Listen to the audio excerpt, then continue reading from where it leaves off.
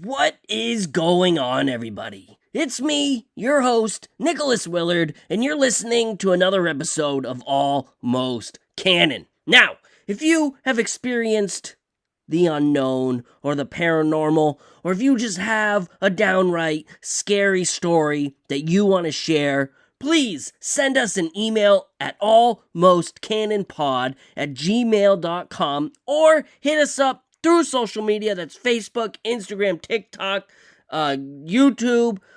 Any way you want to get a hold of us, just get a hold of us. We want to hear your story. Also, don't forget to leave a rating and a review. These ratings and reviews are incredibly important. They help Almost Canon find new listeners. Actually, you know what? They help new listeners find Almost Canon because the platforms that Almost Canon plays on, they use these ratings and reviews to kind of push the show. A show that has more ratings and reviews is pushed more than a show that has less ratings and reviews. So the more ratings and reviews Almost Canon gets, the more it's pushed by the algorithm. I want to make a shout out to Andy Schmandy 72 and Charlie from Connecticut. Now, I've talked with Charlie from Connecticut, and I'll be sending you a shirt. Now, Andy Schmandy, if you can get a hold of me, if you hear this, I posted it on the Facebook page. But if you're not on Facebook, and this, the only way you hear this is through the show, send us an email with proof that it is you. We want proof that you are Andy Schmandy 72, and we'll send you a shirt. Also, I know that I have promised shirts to two other individuals. I can't remember your name. If you reach out to me and you just happen to be listening and you reach out to me, I will try to send you a shirt. It's been a long time. I didn't forget. I just forgot who you were. And it's kind of hard to send you a shirt when I don't know where I'm sending it. So if you hit me up on, I believe we talked through Facebook Messenger. So if you hit me up through there, our old conversation will be there. So I'll know it's you and I'll get you a shirt as well. So please leave a rating and review. We greatly appreciate it. We are just a tiny little show run out of the back room of our house. It's just me and my wife. There's no marketing department. There's really no department of any kind. It's just me, actually. So any rating and review that we get is greatly appreciated. It tells us that you love what we're doing, and I love that. It's always nice to get a little reassurance of what you're doing is actually worth doing in the end. So leave a rating and review. It just takes 5 seconds. But anyway, enough with that. That was what, a minute and a half, 2 minutes of me ranting about ratings and reviews. Nobody wants to hear that. We're gonna pick off from where we left off last week, and we're gonna talk about some strange things found at archaeological sites throughout the world. Mainly Mexico. We're actually gonna bring on another guest. But we're going to get into a deep discussion on a lot of crazy, weird things. If ancient history or even ancient aliens is your thing, then this is definitely not an episode you want to miss out on. I mean, last week was crazy enough. This week gets even deeper. So without further ado, I'm going to bring on Michael Forrest, who spent the last 5 years hosting the Alien Carvings page on Instagram, as well as YouTube, producing all sorts of great content on mysterious objects found in Mexico, as well as throughout the world. So grab your pickaxe, put on your tinfoil hat, and get ready for tonight's episode of Almost Canon.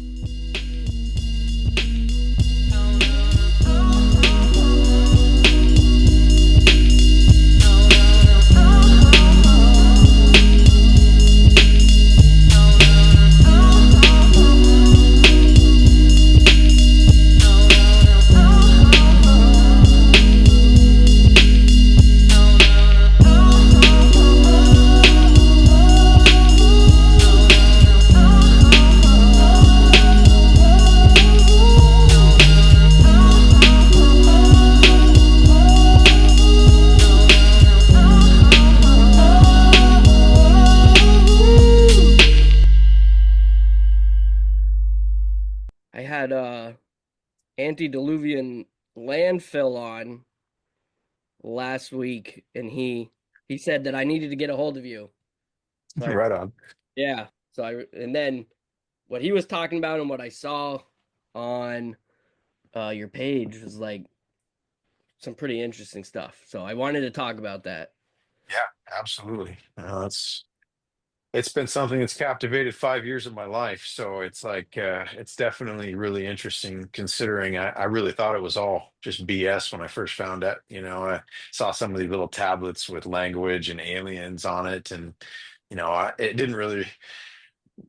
If that something like that was coming out of the ground, I just was really I told my buddy that this would be all over the news. This is huge, and just kind of laughed at him and wagered that I could prove it to be false. I was like, "There's no way. This looks too new. There's not enough erosion. Like I can take this to an expert tomorrow and probably have this put to bed." And so we shook hands on it, and it wasn't that easy. In fact, the walls on this stuff to try to get this stuff researched and to try to get answers from people on the Ancient Alien show or any of these disclosure programs. I went to disclosure events and met these people.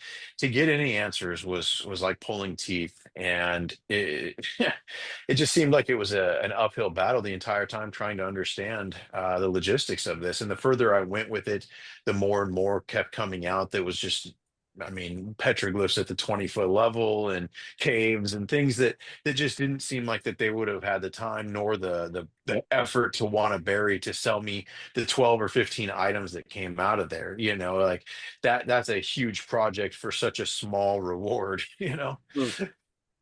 So Yeah, that's just kind of where it went. Now it's yeah, I don't even know what to think at this point. right. Yeah. So I guess we should start from the beginning. Would probably be the best place to start from. And Yeah. uh so you is it just you that runs the page? Yep. Yep, I run everything completely. It's kind of a pandemic project that I just wanted to get to the bottom of. And Right. yeah, so So how did all of it start? Like I have no idea. I'm kind of coming in blind. yeah, so my good friend Caleb, he goes down to the Tucson Gem Show and has some friends that do a lot of rock and carving collecting, and he cuts opals. My wife cuts opals, so we'll often, exchange specimen and things like that. He's like, I got some stuff I want to show you. He comes over, and one of his friends actually went down there with archaeologist Mark Russell and Josh Sisler, a couple of these other people who have been studying these stones and working with these stones for some time now. And he said that they had carbon dates that were 10,000 years old and that it was on TV. And I said, there's just no way. So I dug out. There was this episode from Scott Waltar. This was in 2019. That what really struck me as like maybe it is. And he carbon dated these on his show and brought back 12 and 14,000-year-old dates. And he looked at them with the microscopes and different things and said, that there's more research that needs to be done, and essentially is where he left it. And if these are real, it's going to change everything. And yeah, boy, at that time it was just a couple spaceships and aliens and some language. It wasn't Anunnaki and Egyptian stuff and Sumerian beliefs, with all this type of witchcraft and religion type things that keep popping up. And it's taken a turn of what aliens might actually be for me in seeing this, because it connects a lot of the things like America burning witches at the stake 200 years ago. Like in my mind growing up as a kid learning about that, I'm like, well, man, magic must be real, right? They wouldn't have done this with a maybe. but but yeah, I think there is something to that, and that there's probably a connection with aliens and our ancient past. Yeah, definitely. I've done sometimes I interview people and then sometimes I'll just kind of look up a topic and I've done so many different episodes on just like ancient civilizations or just weird things that have been found and like there's definitely something going on. I've Yeah. come to that conclusion. Yeah. When members of Congress like Luna is on Joe Rogan saying that it's ancient and they found these type of things, relating it to Book of Enoch and Mm. stuff like that. I mean, wow, that's some serious leaps forward for the government official to be saying anything like that. And we have all these whistleblowers, and she's calling them out is almost like it was, something that's not being faithfully done, or that things are being avoided on purpose. And so I think there is definitely more to the story, like you say. On a government level, we've invested millions, if not billions of dollars into black budget, things like Skinwalker Ranch and stuff that we know about. We don't have the research for it, you know? Right. That's Yeah. suspicious. It definitely makes a lot when you're coming at it at this angle. I mean, why wouldn't they invest in Skinwalker Ranch? I was never really got into that, but you know, you just saying that just for some reason just clicked in my mind. Like, yeah, obviously, they'd be putting money in there if they're investigating Yeah. aliens straight from there. And did you say that this all this stuff that you had found it came from Arizona, From Mexico. Mexico? Yep. Which is essentially the same thing. If you look back in history, Mexico went all the way up into Utah, and Right. people like Kincaid back in the early 1900s came out saying that there was a civilization of Egyptian and giants in the Grand Canyon, which Mm, is an interesting thing to come out with in a position like that matches to the T what we're finding in Mexico. right. Now, where is it? Is it a secret location or is it No, no, it's all over in Tula, which Tula is the place with the flat top pyramid with the guardian statues. I've documented on my site. There's Zikuku volcano around there. That's where the cave of Diablo is, and that's where they find a ton of this stuff.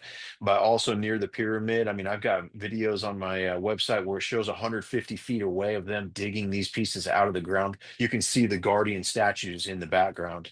So it's as close as that. A lot of it's on private property within town. They built the entire town of Tula over top of the ancient site, and they only declared so much of it a historical site. So it's really interesting. These people literally, some of them digging septic tanks or doing stuff in their backyard, and finding this stuff, or tilling their fields as a corn farmer, and finding this stuff. And I asked the corn farmer that owns the land, where they found these tunnels, how long have you been finding this stuff? And he says, like, when he was 6 years old with his dad, he found a piece, and his dad said, no, no, don't ever touch these. We just bury these back.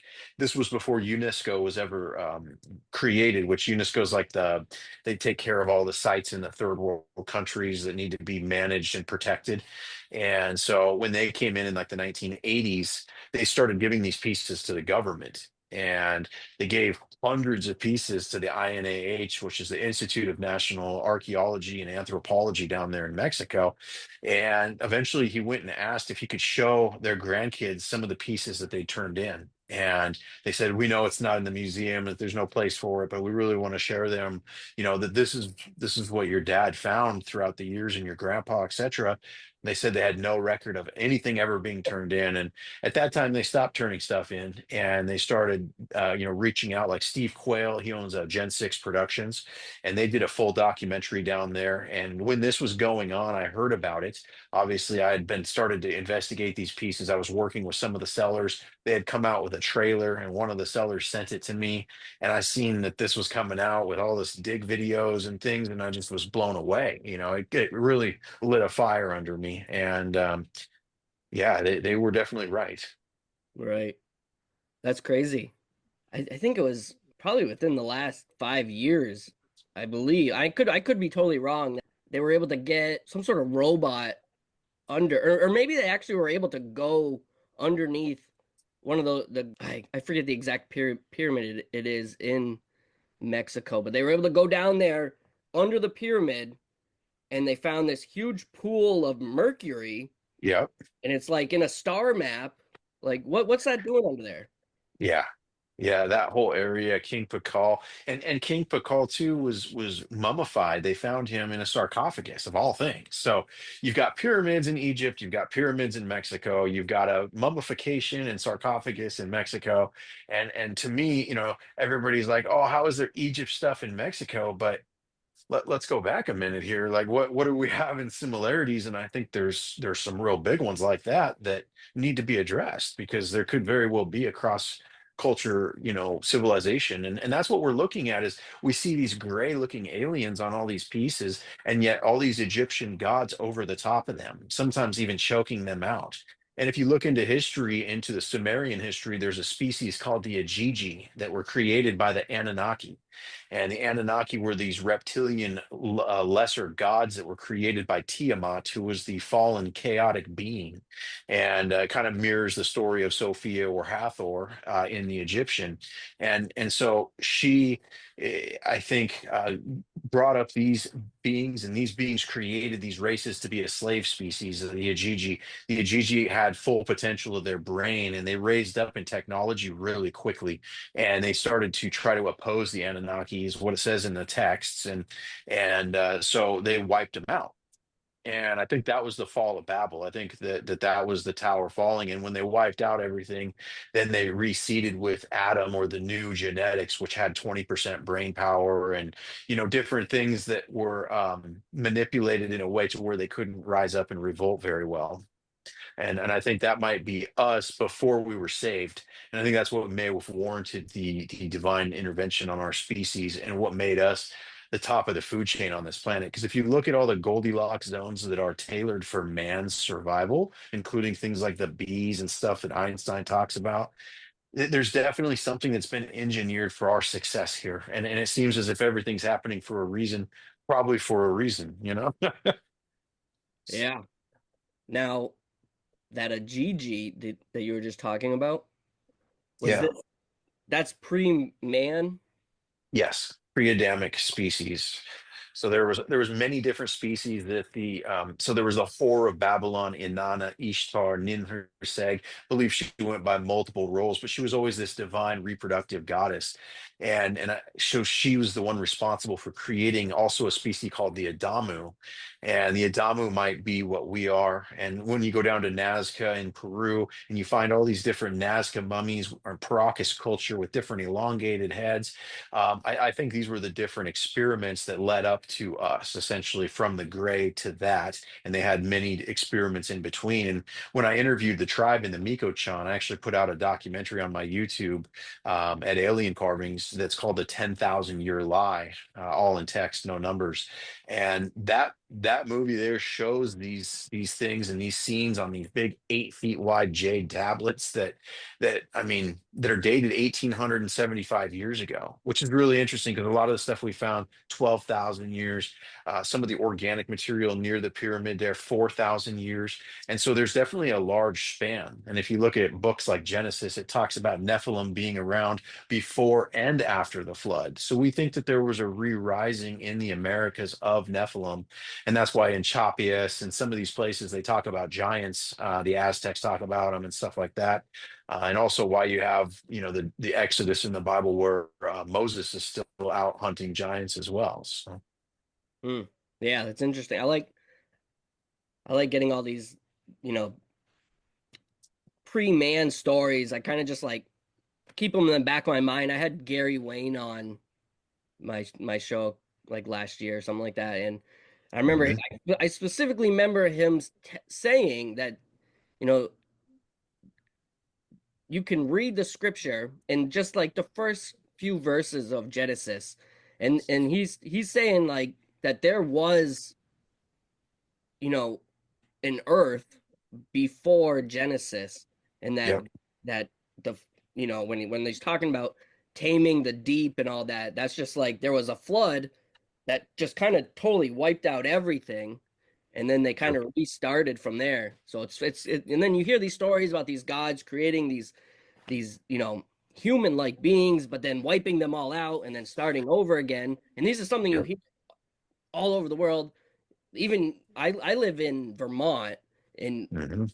we have the Abenakis, kind of our local tribe, and they have this god that's I've done so much work on him. He's just completely different than any of these other Yep. gods that our local tribes would talk about. And even when you start talking about this guy, is called a Tabaldak, and he even created a race of beings that he ended up not liking. They were too violent, and then he wiped those ones out, restarted. So it's like you hear Yeah. stories all the time. Oh yeah. The Native American history, the Hopi, the Lakota, the Sioux, like I've really tried to dive in fairly as deep as I could. A lot of it's oral and not really talked about in books and stuff. So it's hard to truly research it without talking to the tribes themselves. My cousin is half Lakota Sioux, and his dad had talked to him a lot about some of these things. And it's interesting some of the pipes that they carry around within the tribe and that are sacred have some of these type of anamorphic beings and stuff that we're seeing in Mexico on them, is what he told me. Um, I wasn't able to verify that with photos, but I think that they definitely, we have all these different native tribes, and they're all very unique to themselves, like their artistic ability. Everything was so original, right? And so it would make sense that there was a lot of experimentation that occurred in this area, or in how they did that. Um, Definitely not something that would seem to be Darwinian in terms of evolution, and then having all these random, breeds of people coming out through that. We don't see it today. Mhm. Right. Now, when you talk about you're finding like all these weird artifacts, especially down in Mexico, and I don't this didn't happen in Mexico, but you must have heard of like Father Crespi. Oh, big time. Yeah. Yeah. The guy that documented a lot of that, Klaus Dona, he's extremely big into this, and he's actually the one that showed people like Nassim Harriman, and that started this whole movement, back in the early 2000s. And so he's still, I believe, actively trying to understand this, and so there's a lot of people who went pretty far with it, but haven't been able to prove anything that would be scientifically something they could write a paper on, because that's really what it's going to take in order to get anyone to believe this. No carbon date, no dig video. The governments won't come out and verify the sites, just like at the Nazca mummies. They have tried to get those people out there to show them that these are coming out of the ground and to actually dig them themselves, and they will not do it. And they just call them grave robbers, yet they're not going out there and investigating the sites. So, you're now history robbers. So what's worse here? And that's, I think, Mhm. where the people have decided to stand up against this and try to document this. I mean, like I told you a few minutes ago, there's a video now of them 150 feet away from the pyramid, which is big time going to jail if they get caught. They're desperately trying to prove this to the world, because it's just, I mean, at this point, we know it's being covered up. Right. Yeah, super interesting. I mean, it I don't know. There's definitely like kind of reminds me of how, in the 1800s and they were finding all these giants here in America. I mean, there's no one to Yeah. really ever back any of that up other than the people who are finding it. Yeah, and like you say, the Father Crespi collection, all these Anunnaki artifacts coming out of Ecuador, and you even have these pieces with cuneiform coming out of Bolivia that are in the museums there. These huge stone tubs with cuneiform writing inside of them. So we definitely feel that there is quite a bit there. And Klaus Dona, in one of his documentaries, he shows these pyramids that were found in Ecuador, and they actually have a luminescent green glow when you hit them with the black light, just as the stuff in Mexico does. Huh, that's so weird. Um, Yeah. I recently did an episode on what's going on beneath the Great Pyramids, or came out with some stuff Yeah. recently, Yeah. and I didn't know this. There's I believe they call it the Osiris chamber, maybe. I might be Yep. mistaken. Osiris Shaft Yeah, and there's that huge sarcophagus.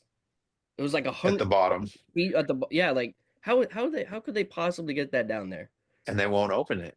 It's It's crazy. in the water, and they won't open it. And Osiris being a semi-aquatic being. See, that's the big secret, and why they won't open it is because Osiris, his body in there, is one of these beings. If you look at all the depictions of Osiris throughout Egypt, his feet are always banded together at the bottom. They're never walking. He never moves his feet. They're always mummified or wrapped. And it talks about in the hieroglyphics that ISIS would have to wrap his feet every day. And if we look at the pieces from Mexico, we see these aquatic mermaid looking beings inevitably. evolve into walking on the earth. And so we think that, just as it talks about in the Dogon tribe with the Nomo, that and the Anunnaki, that they believe they came out of the waters, that this was the evolution out of the waters, and they were those beings. So Osiris might have been a half breed, and that's why they had to do that with his legs. There was never any explanation of why it happened to him or why they had to wrap his legs, which is interesting. Huh. Yeah, that's super weird because I also just did an episode on mermaids and I got into like all these ancient like god beings that were actually like or Yeah, Dagon, and yeah, crazy. yeah, And yeah. then I don't know if you've looked into this, but it kind of plays into this whole water, this strange water and these merfolk beings. Like if you look back at all the major religions throughout the world, it all seems to have arisen from like I guess you could it's called like chaotic water or Yeah, primordial yeah, waters. the The primordial yeah, waters. Like it's yeah, so yeah. weird. And the chaotic water. So if you look at it this way, okay, so Tiamat is, so Sophia is this being in heaven. She's the queen of heaven. She is the Logos, or the Word of God's partner, the Psyche is what they call it in the Pistis Sophia, which is a Gnostic text. It's not really Gnostic in my opinion. I mean, it was something that they had carried around, and I believe it was something that was burnt and destroyed on purpose, because it has what the book is the 12 disciples of Jesus and their words from Jesus after he died. So it's all in Jesus's words for the most part, which is extremely powerful. I mean, it's 400-page book that's in Christ's words, and we don't even know it. It wasn't even translated into English until 1973. So likely those two in heaven, she, what I think happened is that somewhere in there, someone went satanic in heaven and trapped the Logos, or the Word of God, into these tablets. And so we have in the Anunnaki story the tablets of destiny. And Tiamat and Anu and these people carried around these tablets, and they were very powerful. It's what made them so powerful. And then if you look at the Akhenaten story in Egypt, he in his scribe's tomb is shown holding up these two tablets, and the hieroglyphics on there say Word of God. Well, what does Logos mean? It means Word of God. So it could very well be that the Word of God is actually trapped in these tablets. And then now we fast forward to the Exodus. Let's get these tablets out of Egypt. Let's put them in this box to protect people. They are so powerful. In between the cherubim, God's face would appear. So it's very possible that his soul is trapped inside the Ark of the Covenant, and that's why it's the most powerful weapon on the battlefield. And it's also why it's the Holy of Holies, because they can utilize that to create the Trinity power to create in an alchemical fashion without God actually being here. And so that's why they use the Whore of Babylon, or the Sophia.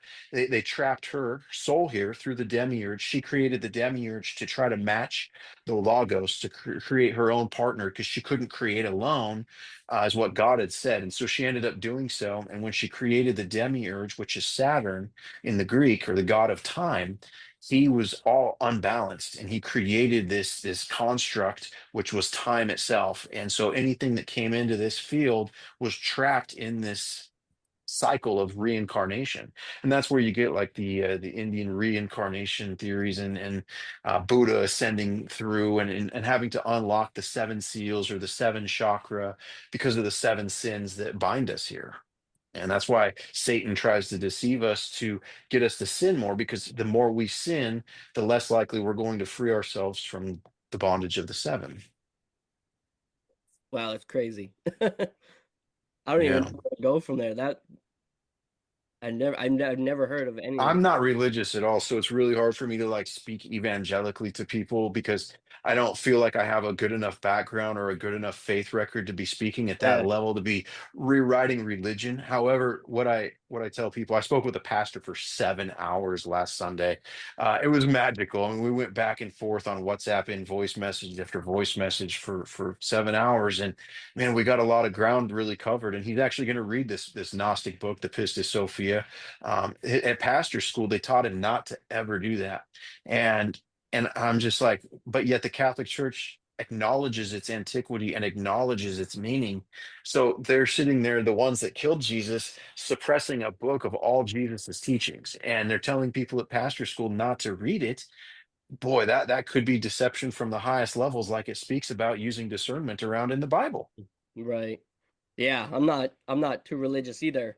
And I feel like the same way. Like they're, you know, they know things within the church that they're purposely keeping, they don't want people to know about, obviously, Yeah. just so Yeah. that they can hold power. And I guess that's one Well, reason why I'm really not that religious. the Romans worshipped Saturn to begin with, and then all of a sudden one night they were Christian and they had killed the Messiah knowingly. The Roman Catholics, or the Romans at the time, killed it, and then they became the Catholics. They took the seat of the church, and then they went to all the countries on the planet and they put churches there, and they went and got rid of all the history of Saturn and what he did so they could rewrite it to what it is today. And that's why there's disclosure, because this disclosure is the story of Saturn. And what's interesting is if you look at the what happened with Hitler and the rise up of the Nazis, they had a lot of Saturn worship as well. And they also, what the Holocaust by definition is, if you look it up in the Bible, it's a burnt offering. And if you go in further of who the burnt offering is to in this word, it's Saturn. That's the interesting part. Like Jesus's birthday's on August 21st, biblically speaking, but yet we celebrate Christmas and his birthday on the 25th of December, which is Saturnalia, Yeah, a Saturn holiday. yeah, yeah. So I think that our main religions have been infiltrated by the deception of Satan. And I think that a lot of these establishments, that's why people say the church is bad, the church is evil. Well, there might be within that church this type of corruption, and even the highest figures might be um, on their knees, you Mm, know? yeah, yeah. And most people would know Saturn as Kronos, right? Am I getting Yep. that wrong? No, you're right. Absolutely. Yeah. And Now, that's how how do you think like the Book of Enoch plays? Is that something you believe in? oh, absolutely. It's not in the Bible for a reason. Right. Same with the book of Ezekiel. The book of Ezekiel explains what the Elohim looked like. One of them had the head of an eagle. One of them had the head of an ox. One of them had the head of a human, and the other one had the head of a lion. And so it's really interesting to see his descriptions of some of these ships and some of these things that he saw. And we're finding the exact same stuff in Mexico: wheels within wheels, things with a bunch of eyes on it, and crazy, ships like that. So we feel that the Enoch story. He is the son of man. He's man who became an angel, and kind of the bread model of what we are and what we have the ability to be. And I think that's why his story was redacted, because it talks about the Watchers and how they were forced to watch. And I think that corresponds with these beings from Egypt. So these Anunnaki are the Watchers, or are the fallen that took oath against God and that shut out the light. Yeah, because I mean, I've only briefly looked at it. Really, I haven't studied it or anything like that. But it really seems like it's mixing, like what could really only be aliens, I guess, and angels together. I mean, They're that's the kind same of thing. It is the same thing. Like the aliens that we know. So the Greys, if those are the Ajiji, those are a creation of the Anunnaki. So they still might be out there. They might not have eradicated them all. They might have been so advanced by the time they fought back that they got time travel down, or they got dimensional travel. And that might be why some people think they're from the future or from the past, because they very well might be something of that, or a remnant of a previous civilization. And that would make a lot of sense. And then the Anunnaki, in a lot of the Indian stories, that there was a star people that came down. That's also the same with the Anunnaki story, that these beings came from heaven. Even in the Greek, you have Zeus falling from the heavens. Um, yeah, I think that's all really tied together for sure. This just came to mind. It was something I've been kicking around for for the past week, and I don't even know if it makes any sense. But the Romans, they named the inner planets, the ones that they could see after these, after the gods. And Yep. then I got to wondering, we're always hearing of the second coming of Christ, and could I wonder if it's possible that Planet X or Planet Nine, whatever they call it now, is that the second coming of Christ? Could that? That's the heavens. The kingdom will come, right? The kingdom of heaven will come. Weird, Like huh? so Zachariah Sitchin, I believe, was misled by Satan, or anyone that gets close to this truth, it seems like if they don't smoke enough cannabis, that they're viable for mental hacking or entrapment of temptation. I mean, I say that just jokingly, but the hippies might have been right. It might have been a free your mind tactic with this substance, and it might protect you from the veils of the demiurge or being constructed in this fashion because um well, I grow cannabis for a living, and I've felt that this, a lot of people experience these pieces when they come in contact with them, and things happen or they see visions. And I mean, numerous of my friends that own these objects have been like, "Yeah, I saw Anubis last night," like stuff like that. That I'm just like, Oh man, I'm not really into that type of logic. I try to be more scientific about things, but this is definitely people I trust and close friends that are experiencing bizarre things. And there could be something to that. I think that is tied in with this. We know our pineal gland is where DMT activates, and where our soul exits and enters the body is potentially what it is, because our bodies naturally produce this substance in the womb and when we die. So it could be the entering and the exiting of the soul. And that might be why suicide might leave you in purgatory or limbo, because if you blow your brains out, then there's not going to be enough time for the DMT to properly get your wow. soul out of there, possibly, right? I've never even thought of that. That's crazy. Have you um have you ever heard of the Hexam heads? No. No? Okay. You had just mentioned how your buddies, when they come in contact, that they're seeing Anubis. You had Yeah. mentioned this in the Yeah. 70s or 80s. There were these kids along Hadrian's Wall, in Britain. They dug up these two heads, like they were stone heads, out of the garden. And then all this weird stuff started happening to them, so that the family got really freaked out and passed them on to this college. And this lady took them, and she was she had a master's in Celtic mythology or something like Oh, that. wow. And Hmm.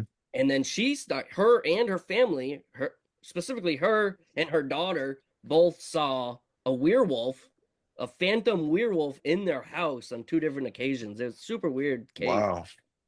Huh. That just made me think of that. I wonder why they called him a hex head. Just because of the hex on Uh, there? And it was in the er, town of Hexham. oh, That's whoa. the name of So the, so yeah. check this out. So the hexagram, right, is a satanic symbol, and it's also, the Star of David, and it's also the Star of Saturn. If you go back into the workings of like King Solomon, and Mm. King Solomon's kind of the one that created witchcraft and some of this stuff. So it's really interesting to see that hex, which is the inverted pyramid. And that's the, when Lucifer rebelled against God, he inverted the power, and tried to deceive anything that God tried to do, essentially. And so that's where that symbol comes from. And if you also take the Freemason symbol of the compass and the square, you've also got the inverted pyramid. So I believe, and we find the Masonic symbol of the compass and the square in many different forms all over these pieces, with the all-seeing eye in the middle of it. So um, that I think, if you look into the not the Hindu, the Muslim book, the Quran, it talks about Satan being this jinn, or the leader of these jinn beings. And what's interesting, if you look at the genie in Aladdin, Mm. he's got this like serpent-like wispy tail that comes out of the lamp and stuff, and they trapped him in these bronze vessels. And so it's interesting that they were trapping these souls in vessels and certain things like that. Just made me think of the hex head thing, is that there might be souls trapped in certain stones. And like I was explaining earlier with the tablets of destiny, that might be some witchcraft that's a very real thing. Yeah, that's interesting, because I can specifically remember her talking about how the ancient Celts that supposedly carved these heads, it had something to do with sacrifices. Like they would carve the head of an individual they had sacrificed. If I can remember, Oh, wow. I might be totally not misremembering that, but it's something on the lines of that, which is Yeah, similar, I guess. If you it sounds right. take the soul of that individual that you're sacrificing. But Yeah. yeah, that's super weird. It's so weird how all this stuff just seems to connect to each other.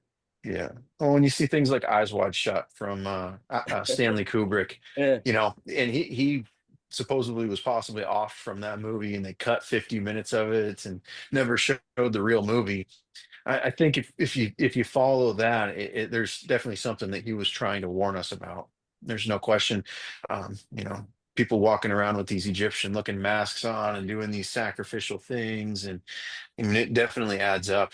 We found a device here. It has these seven crystal skulls looking at this center crystal skull that's an elongated one. And it has a place in between each skull that's like a little ramp going down to the center. And in the very center of this thing, where the long one sits, is where there's a drain. And we believe it was for sacrificial blood that would go down into this thing, and that's how they Wow. would do these blood sacrifices. That's so crazy that nobody wants to look at these objects. Well, for thousands of years, it was persecuted against as pagan. It was heresy if you even picked up this stuff. I mean, even talking about it, you were risking being called a heretic. Even talk like this conversation could not have been done 200 years ago. We would both be Right. done. I mean, so it's been really suppressed. And if you look at the end of the Mayan calendar being in 2012, they said this is the end of the world, right? Well, that might have been the end of an era, and an era where the demons and these aliens, where they had in the Pistis Sophia, it talks about how Jesus put them to the point where they had to look to the left for a period of time, and then they would look to the right. And I think that if you look at our government's stance on UFOs and disclosure, all of a sudden, 2015, they had done a 180. I mean, now it's okay to talk about it. Now we're going to start doing whistleblowers and all this stuff. Bob Lazar, go ahead and talk. This stuff would not have happened, I don't think, without them wanting it to. Right. Yeah. It kind of goes into that So whole they, whole thing with the church may have been influenced by something that wants to keep this stuff quiet. Yeah, big time. And you look at like the Project Bluebeam, which is a multi-million-dollar project that the government did that was finally declassified. And you look at those papers, they were simulating and finding out or researching how a fake alien invasion would affect Yeah. the world and how they could pull this off. And so it very well could be like the comet that's coming towards us. They might try to say it's a mothership and pull something here. I mean, it wouldn't surprise me. Uh, Have you heard of Apophis? Apophis or A- Apophis? Apophis. I've It's heard named that. Yeah. after some Egyptian god of chaos, I Hmm. guess. It's uh it's a near Earth asteroid that they originally had said it's going to hit us. It's not big enough to like wipe out the world, but they had originally said it was going to hit us in 2029, but now they're like no, and they're like it's going to hit us in 2036 and then 2068, and they keep pushing the date out. But this thing, this meteorite or asteroid, it's gonna be 18,000 miles away. Like you're gonna be able to see this thing fly by just right Wow. outside. It's crazy. Wow. Yeah. Yeah. On Friday the 13th, Go 6:29 figure. is when it's coming in. Yeah. Wow. Yeah, it's so hard to get behind all these prophecies and stuff that it's just, but at this point, there's things like that I have to be open-minded to, I guess, is really what it's the takeaway from all this. Because on some of these pieces, we see literally ships moving around asteroids, some of them hitting planets and exploding planets, and like things that, I mean, it just seems as if they're engineering and changing things and altering things on these planets with their ships. So yeah, who knows? Yeah. So I guess one last thing that I wanted to where do are you seeing any like serpent beings or Oh yeah. like reptilian stuff? Oh yeah. Yeah. Yeah, big time. Not just the grays, but many stems off. There's actually biology with X-rays. If you look back probably about 2 months on our TikTok or Instagram, you'll see it. It looks kind of like a Nazca mummy, but it's purely reptilian. And I've got big statues of reptilians similar to the one in Peru. Um, and there's many, like I say, aquatic beings and different beings with scales. Some of them are half scales on one side of the face and half gray alien on the other. So it really shows a lot of mixing. But the serpent in this, and the serpent in our skin, um, and the serpent eyes in the house cat. I believe the house cat was genetically engineered by the Anunnaki to help us keep rodents and things at bay. These animals that are engineered for us, like dogs, they're what makes them so friendly versus the wolf, and like obviously it can be tamed in certain things, but there's still a difference in terms of like specifically in the feline where the house cat is the only cat on the planet with these type of eyes, and they just so happen to allow them to see at night and survive at a much smaller rate. And so big cats, they can survive because they're strong as heck, but these little guys, they need a defense, and that's it. So it's really interesting. Our scaly skin is something that's always kind of been a baffling thing to me, to think that, man, I'm kind of like the lizard in my cage. Right. And I guess that could explain why they were holy to the Egyptians. I mean, you always see cat mummies, right, in Egypt and things like that.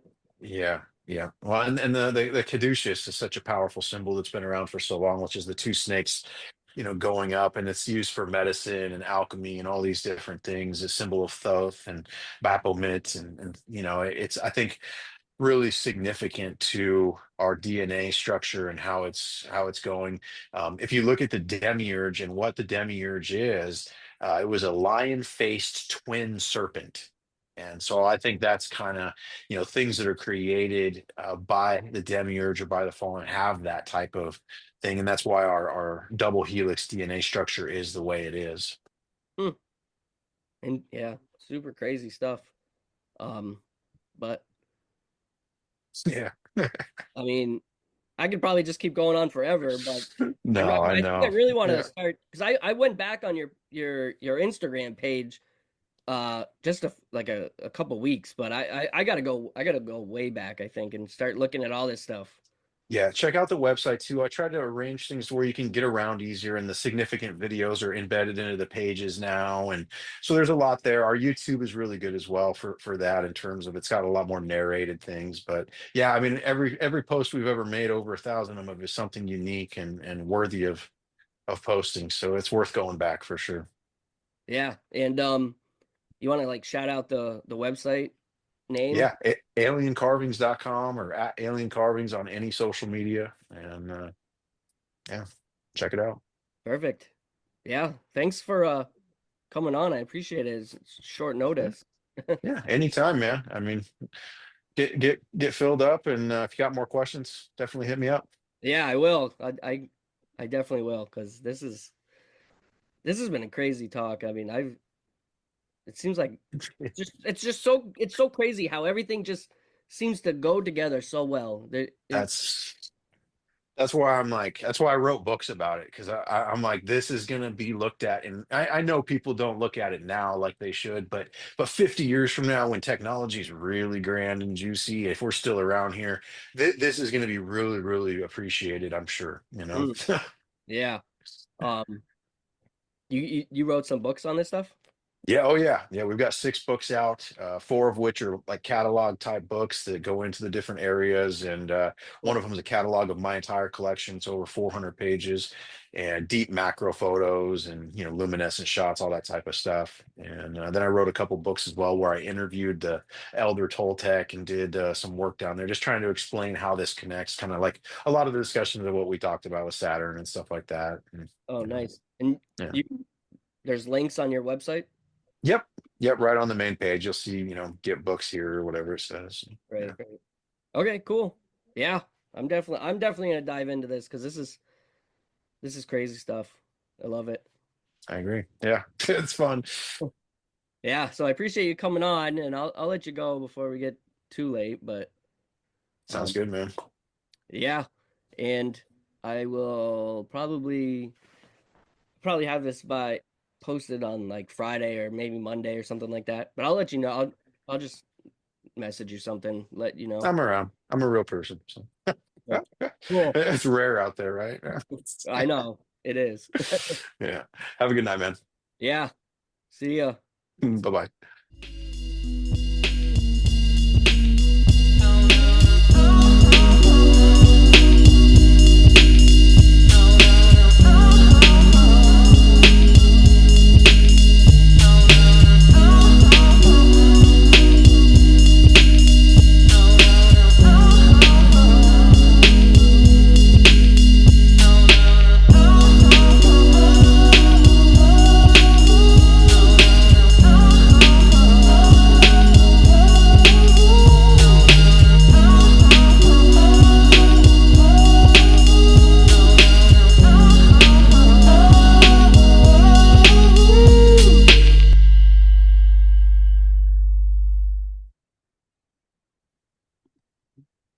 All right, everybody. I don't know about you, but oh my brain is completely full. There we literally just talked about almost every single topic I've ever talked about on this show within I don't even know what less than an hour. Um, I could probably just keep going on and on, but I really got to check out more of his stuff. I didn't even get his name. Oh my god, I didn't even get his name. um, we kind of just jumped straight into that. That was uh, like I said, I didn't even get his name. Um, I'm gonna message him right now and say I didn't even get your name. But yeah, I didn't get his name. I don't know who he is. All I know is that he's his Instagram page is Alien Carvings. He's got a YouTube channel that he talked about, a website, aliencarvings.com. Like this stuff is crazy. It literally it blows my mind how well everything flows together. Even he had blown right through this. How he had briefly talked about the pentagram, the Star of David, the inverted pyramids. I've never even heard of that, but oh my god, he's right. It's just nuts. It's nuts how this all goes together so well. I don't even know. Like like I said, my brain is fried. There's so much to go over. But I highly suggest checking out his page. This is crazy stuff. Um, just for the fact that it flows so well together. It had like I almost just automatically assume it has to be real. Like it we didn't even go over really any of the objects that he had found. I kind of just touched on the backstory of everything that he's doing. Uh but yeah, this was incredible. I did like, and I think it puts a lot more credence behind my my theory of uh the primordial seas or the chaotic waters and things like that, and how all these major religions throughout the world all begin in this primordial sea, right? And it seems like everything kind of spreads from there, and that it truly could be, where you often hear about how life began in the primordial soup, right? Well, maybe it's not just a saying, and that everything just kind of sprouts from this one point, stretches out from there, but then in the end comes back to that. I mean, you can almost trace all this back to that, this primordial sea. And I guess for all intents and purposes, I would refer to as, Tiamat, or the Sumerian gods, as they were pretty much the first gods that we have written down as the creators behind all this, which, it kind of goes into the whole Anunnaki thing, as that was a Sumerian thing. And it's very interesting. Very, very interesting stuff.